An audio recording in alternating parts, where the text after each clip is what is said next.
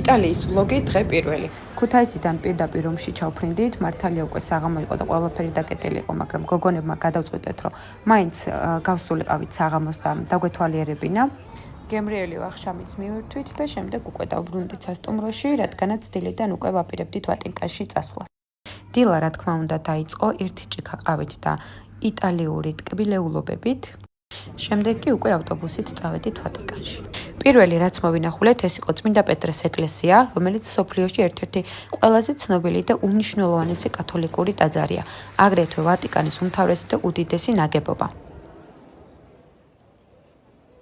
წმინდა პეტრეს ბაზილიკაში შევედით წმინდა კარიდან, რომელიც 25 წელიწადში ერთხელ იხსნება. გუმბათის რგოლზე ლათინურ ენაზე ამოკვეთილი წარწერა მათე სახარებიდან. შენ ახარ პეტრე და ამ კლდეებზე ავაშენებ ჩემს ეკლესიას. მოგცემ შენ ცათა სასუფეველის გასაღებებს.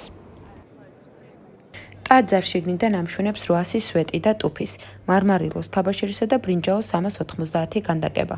წმინდა პეტრეს ტაძარში თქვენ შეგეძლიათ ნახოთ პაპის გიგანტური ქანდაკებები, წმინდა პეტრეს ცნობილი ბრინჯაოს ქანდაკება და ბაზილიკის შიგნით მიქელანჯელო პიეტას სკულპტურა. წმინდა პეტრეს ეკლესიის მშენებლობაში მონაწილეობას იღებდნენ ლეგენდარული ოსტატები, როგორებიც იყვნენ მიქელანჯელო, ჯოვანი ბერნინი, დომენიკო ფონტანა და სხვები. ტაძრის ფასადის თავზე განთავსებულია იესო ქრისტეს, იოანე ნათლისმცემლისა და 11 მოციქულის ქანდაკებები.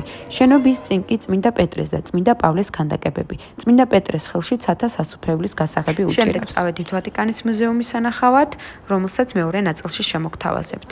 დიდი მადლობა რომ იყურეთ.